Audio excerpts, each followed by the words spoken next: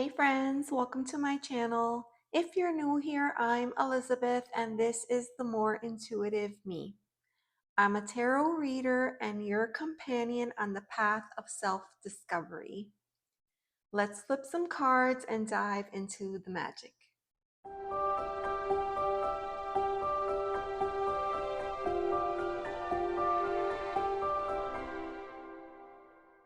Today we're going to take a closer look at the Darkwood Tarot. This is a deck that I recently picked up in a haul and I've been working with it for 3 weeks and I have mixed feelings on it. So I thought we could come together and take a look at the cards and see if we can't make some sense out of this. Now, the premise behind this deck is that it was created to assist with shadow work. And somehow I was under the impression that it was going to have this amazing story woven into the book around the central figure, which is the Shadow Witch. Let me show you some of the things that I really enjoyed.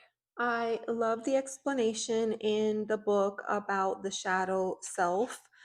So if you are a person that is new to doing shadow work, this part here could be pretty helpful. I also really liked that it gives you kind of like this section here on the Book of Shadows, and it tells you things that you could incorporate if you wanted to create one for yourself. So I thought that that was a pretty cool approach if this was something that you were interested in doing for yourself. I also really enjoyed the spreads that they put together in this book. I'm a sucker for themed spreads, so I really like that, especially this one, Shadow Self Spread, and this one here, which is a 3-card, Hindsight, Insight, and Foresight. So I thought they did a great job with this. I decided to start with the book because I thought that the story was going to be central to the deck. Now that I've read the book, I almost feel like I can, kind of put this back in its little Llewellyn box and just move on creating my own relationship with the deck. The other thing I'll mention about the book is I'm pretty gentle with my things, but reading the book, like, it completely fell apart, and you can see the binding came undone. So in terms of quality, I was like, what the heck. Let's take a look at the majors. So, we have our Fool card, no surprises here. We have the cat, and I think that this is more like a fox, which I think is cool in this deck. Then, so here we have the Shadow Witch, and she's getting started on her journey, and she meets the magician, and she meets the high priestess. She meets the Empress, and the book just kind of goes into the different archetypes. It doesn't really say like what she's supposed to take away from meeting all of these. I don't know. I felt like the story fell flat. And so we have our Empress and then the Emperor. I don't know. I felt like either they were both going to be animals or both humans. It felt odd that she was um, a female, and here we had the ram. I very much love this Hierophant. This is probably one of my favorite cards in the deck. And when I originally did my walkthrough, I thought that this was the Shadow Witch getting, up close and personal here in the Lover's card. Turns out this is a dream. She wakes up. Here's the Strength card, which I think is a very cool interpretation. I just have no idea who this person is. And then we have the Chariot as an eagle. Like, I didn't get that. I still don't get that. You have the Hermit, the Wheel, The Justice card was confusing for me because to me, this almost seems like devil energy. And maybe because it's a shadow work deck, it meant to do that, but I feel like it took away from the devil card. Here's the devil card, and I just don't understand. Then we have the Hangman, which is meant to be a vampire. And here is death. Now, the book explains that this is a fallen angel. In fact, it explains that when the vampire comes down from this hangman pose, they become this fallen angel. And so death comes in. I did love the fact that here we have the Temperance card, but then kind of a little bit of foreshadowing, right? Because we see the tower in the distance. So I thought that was really neat. And then we have this devil that is just me. This is actually the Page of Swords. I don't know what they're doing there. The tower, the star is lovely, the moon. The Sun card is the only card in the day, which makes sense. And then here we have her kind of giving herself into becoming a vampire. And then at the world, she has become or transformed into a vampire.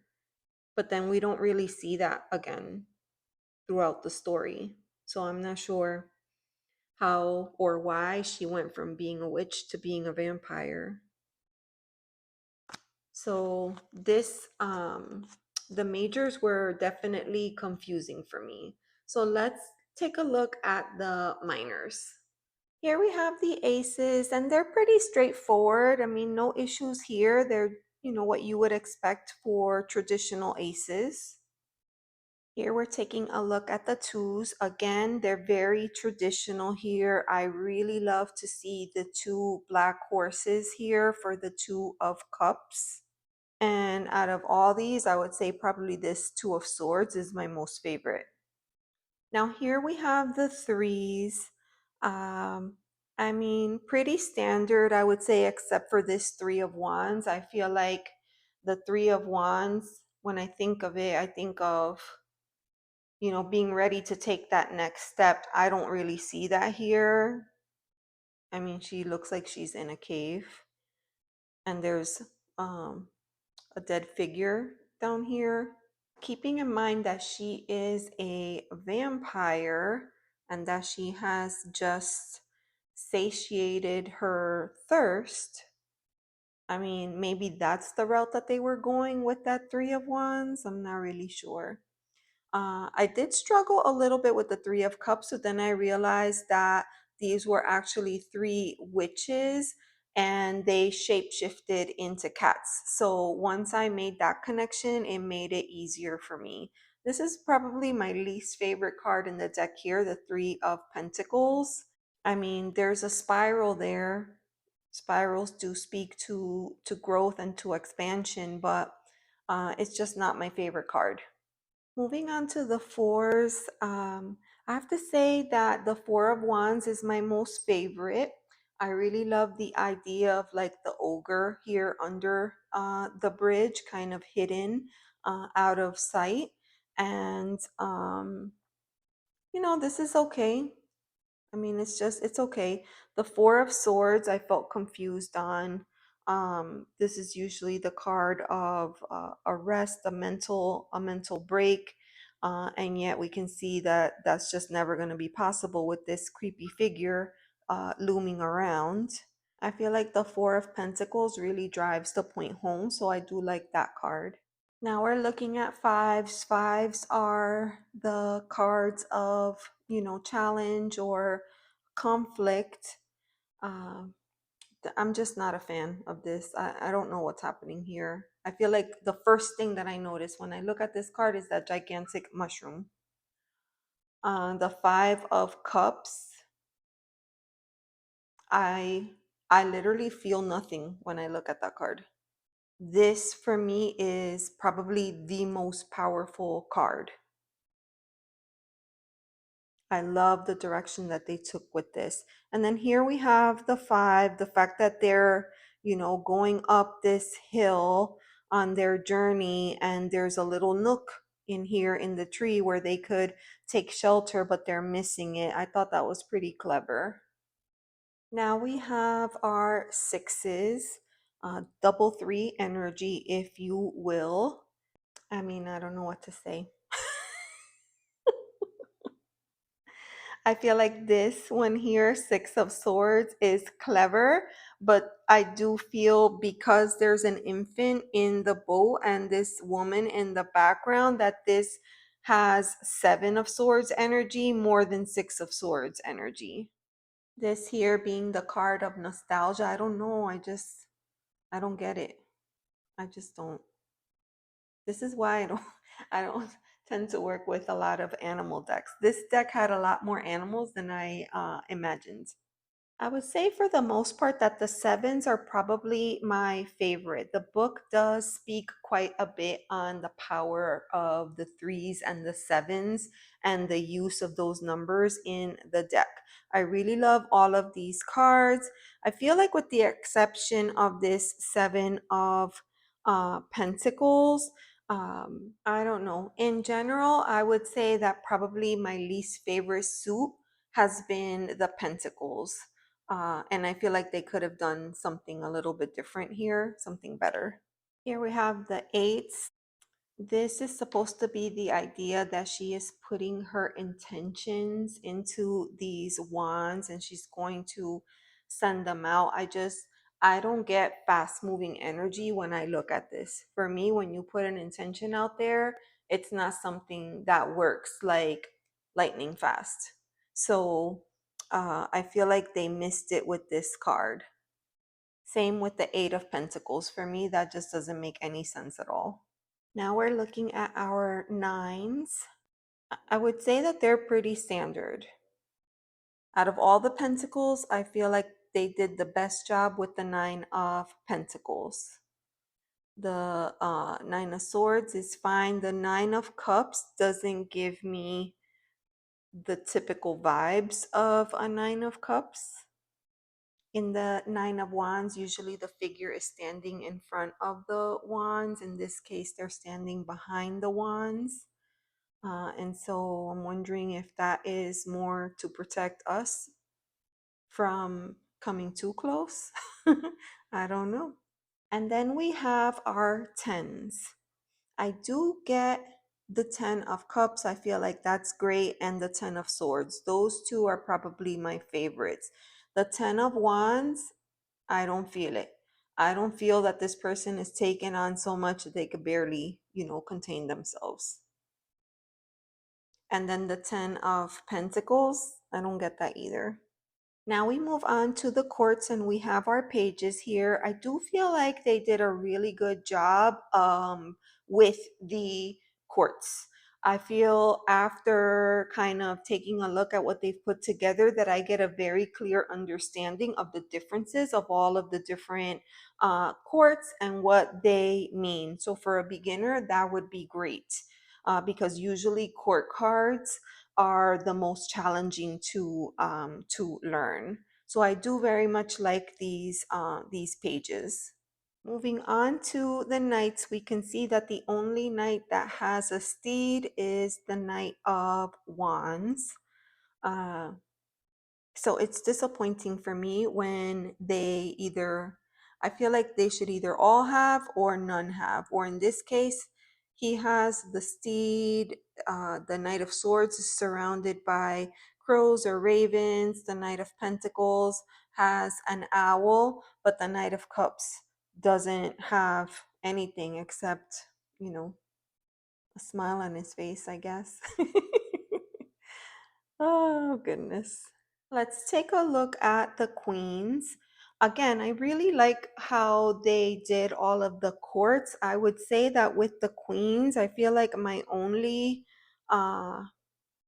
I don't know, sticking point is the fact that the Queen of Pentacles, she's literally the only one in the entire deck that is undressed. The only one. I do like how they have kind of the roots growing around her, kind of with the idea that she's very grounded. We have the bunny, you know, the thought of abundance, reproduction perhaps. But in my mind, when I think of like sensuality or sex appeal, for me, I kind of feel like it would have been the queen, the empress, or even the cups, you know, wands or cups. I don't know. Like, for some reason, I don't understand why she's the only one that's not dressed. And then here we have our kings, and they're looking good. And again, keeping in the back of my mind that this is meant to be a shadow deck, we have the King of Cups, and the book openly talks about the fact that this, you know, kind of figment of the imagination in your mind, you think that the King of Cups is going to be, you know, like that father figure who's going to be the provider for the home, and, you know, very emotionally intelligent. Uh, you don't imagine him being the cheater in the scenario. So it's interesting the way that they've done that card. And I like this King of Pentacles. I do feel like this has more of an Emperor vibe than the Emperor card did. So let's take a quick look at the entire suit of wands. I have to say that probably the wands and the swords are my most favorite in this deck. I really like the use of color. Just a couple of cards here that I would say are just not my favorite. Not that they don't work, they're just not my favorite. And here we have the cups, which I would say probably the cups and the pentacles are my least favorite, with you know, some exceptions. I do have some cards in here that I really, really like, but my least favorite overall. This particular suit uses the most animals. And with this being the suit of emotions, it's very hard for me to kind of tie those two together. So perhaps if you're a person that enjoys working with animal decks, this would be fantastic for you. For me, it's definitely a struggle. Now, something I did notice, and this is not in all of them, but in a lot of the in the court specifically, you could see that the cards connect. So then that really gives an interesting interpretation to what's happening here, because we have the Queen of Cups kind of creating this magic, you know, that is pouring into the King of Cups here. So is he the one that's creating the illusion, or is she? I think that's pretty interesting. So taking another look at the swords, again, the swords is one of my favorites. The swords and the wands. I really like this suit for the most part, with just a few minor, you know, things here and there. But overall, very well done. And lastly, we have the Pentacles, probably my least favorite. Yeah, my least favorite, even though there are some cards in here that I'm like, oh, that's pretty cool. This one is my least favorite. Here you can see a little bit about that interconnectedness that we see with some of these courts. So there you have it, my impressions after working with this deck for a few weeks now. Uh, I don't know if this is a deck that I will hold on to, but it's still a little too early in the process to part ways. I do want to spend a little bit more time with it. I can see why a lot of people use this in the darker part of the year. It would be fun to pull this out at Halloween time, but I feel like this is probably a deck that you could use all year. I wouldn't only use this around this time of year. So beautiful, artwork, and some of the things that they did were amazing, and then other ones like not so much. And I just want to preface that by saying, like, this is my interpretation of this particular deck. I get it that this is a favorite for a lot of people, and I probably have what I would say are unpopular opinions about this deck. But as someone that is constantly bringing decks into the collection and unboxing, I do like to work with the decks. And one of the big questions that I get all the time is how I like the deck after I work with it. What are my thoughts? How do I feel about it? How do I use it? How does it show up for me? So it's important for me to share that. And sometimes decks are great and sometimes they're not so great, and it's a very individual experience or relationship. For somebody else it could be absolutely amazing, and I don't want to take that away from anyone. I feel like this for me is not an instant uh, true love deck. It's going to be one that I have to work with just a little bit longer before I can decide if it is a deck that I want to keep in the collection or not. Now, I didn't mention this earlier. I was trying to be really good about sharing both my positive and negative reactions to the deck, because there were certainly a lot of things that I did love about the deck. And I don't know if it's 50-50 or where we land with it, but there were a lot of things that I liked about the deck. And something that I haven't mentioned yet is the cardstock. I love this cardstock. I tend to really like Llewellyn cardstock, but I feel like where this one is different, it has like this film, a protective film on it that not all of my Llewellyn decks have. And I really like that. Now it is shiny. Some people don't care for that. I don't mind one bit. And it shuffles really well, like butter, just like what you would expect from a Llewellyn deck. I really appreciate that. The tactile experience is very, very important for me when I'm working with the deck. So I did want to make sure to mention that. It would be awesome to edge this deck. I think I would love to possibly do something like that with her.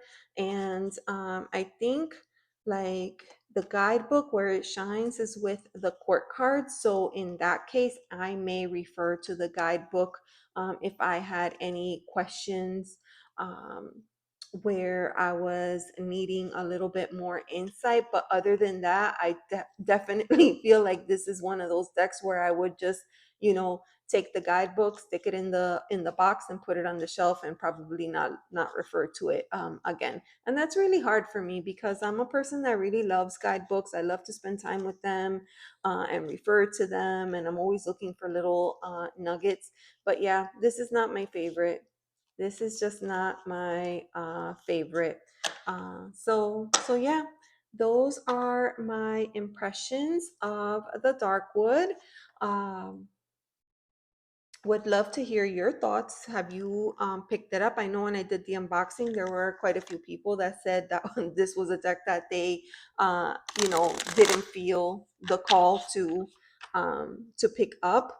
And I would say that I agree with that. I didn't feel that way either, but I was feeling like taking a chance. So I did, and I took advantage of the sale that Llewellyn had going on, and I decided that I was going to give it a try. So there we are.